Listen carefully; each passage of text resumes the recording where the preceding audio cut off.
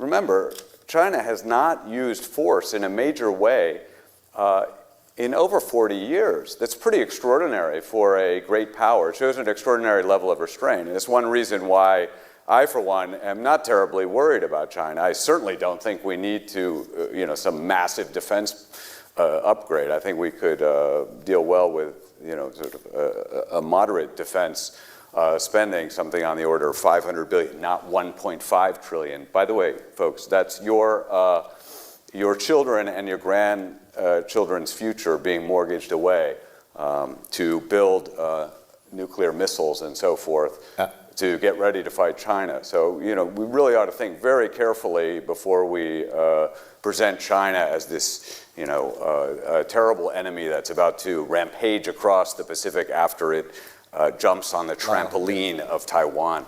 The new Prime Minister Sanai Takaichi's remarks from November were very harmful, I would say. Saying that she said out loud something that we presume to be true but had never been said out loud, which is that a Japanese Prime Minister saying we assume we would come to Taiwan's defense if China... Well, you presume it to be true. I don't, sorry, Nick, I do not presume it to be true. I think many Japanese are rather too smart to get involved in that. They know that the cost for Japan would be immense, and they don't want to take these kind of risks. In fact, polls show, when asked, that Japanese asked that same question, a majority do not want to fight that war.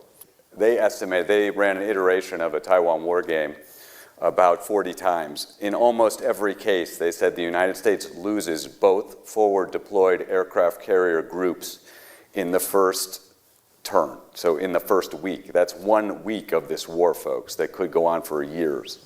Do you understand that? So that's 10,000 dead Americans. Look, the geography is very stark. Taiwan is 100 miles off of China, okay? And we are about 8,000 miles away from China. So you don't have to be a PhD in strategy to understand that China has enormous advantage from a strategy point of view, right? They can bring so much more firepower to the fight, and that was borne out in this war game. Look, I have studied, China's anti-ship missiles very carefully. By the way, the missiles that you were talking about, those Tomahawks, which we would fire from our SSGN, are all subsonic. I mean, they can be shot down quite easily. It's 20, 30-year-old technology. China, just in the last 6 months, has revealed 4 new naval hypersonic missiles that can be shot from air launch missiles, they can be launched from submarines, and they can be launched from China's surface fleet now. I can tell you, our Navy doesn't have any of those. They have 0 hypersonic weapons operational in the fleet. So there is a disparity that's growing. Now, he's correct about the tonnage. I'll grant you that point. But, the carrier, in my view, I've long argued, it's more or less an obsolete platform. It can be attacked and sunk quite easily. So the disparity is there. And what I'm telling you, and I'm not the only one in the U.S. Navy, I served or taught for 20 years at Naval War College. We have that in common, our profession. But I can tell you that many people in the Navy are extremely concerned. And this is shaping up, I believe there was a title even in Naval Institute Proceedings magazine. It was called, the coming Tsushima, Battle of Tsushima. That was where the Russian fleet was completely wiped out in a matter of hours. That such a tragedy could befall our Navy. So we had better be very judicious and cautious here. And yes, we might have to fight, we may have to fight China at some point. I agree, that is conceivable. I hope it doesn't come to pass. It shouldn't. We may have to do that, but we had better do it on favorable ground and not right off their Let me just... No, I think this is completely wrong-headed. I think we'll have to address this issue of the Civil War. I think we just need to look at the facts. What is the name of Taiwan? It's actually not Taiwan. The constitutional name is the Republic of China. Republic of China. Okay, ROC. What is the name of the mainland China? Is the People's Republic of China. So you're going to tell me that the People's Republic of China having a conflict with the Republic of China is not a civil war? I mean, it's ridiculous on its face. It's just Americans need to apply common sense. Let me give you a little more common sense. There's a museum in Taipei. It's called the National Palace Museum. Get that, National Palace Museum. It brags about having the best collection of Chinese artifacts in the world. I think it's probably true. I've been there. Now, if you go to that museum, the National Palace Museum, there's not a single item in that museum from Taiwan. A little strange, isn't it?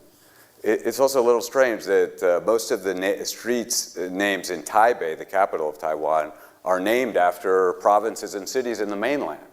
Okay, so these are many examples that show that even the leader of Taiwan for most of its history has also shared this concept that Taiwan is part of China. And to pretend otherwise is just, I think, well, frankly, it's ridiculous. Now, this issue of is Taiwan kind of a stepping stone toward, some kind of Chinese empire, as Professor Yu seems to imply? I don't think that's at all the case. China doesn't have claims to these other countries.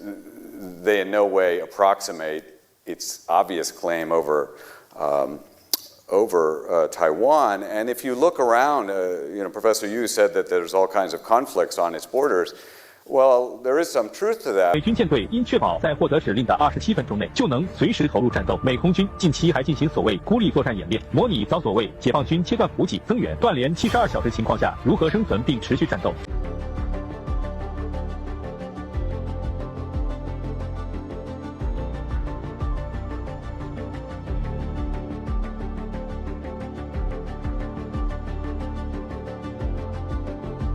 这27分钟并不是说快速的交战，而是逃命和保命。如果说大型核动力航母慢慢悠悠的想要出港，很可能还没有离开码头，航母上都已经被炸出了大窟窿，也是在给白宫敲警钟。美国想要针对台海事务进行介入，下场可想而知。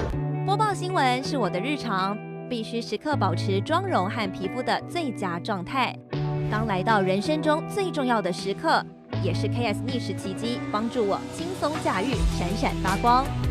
KS 逆时奇迹活肤露全效精华、精华霜，多达5种 EGF 6大冻龄关键成分，保湿效果让我非常满意，小细纹也不再困扰我。我就是我自己的最佳女主角 ，KS 让我从容自信、光彩动人。我是我人生中的大女主，我的最爱我做主。KS 逆时奇迹系列热卖中，下单请上快点购。透过中天新闻网 App 下单立减50，或输入 CTI 推荐码有额外折扣。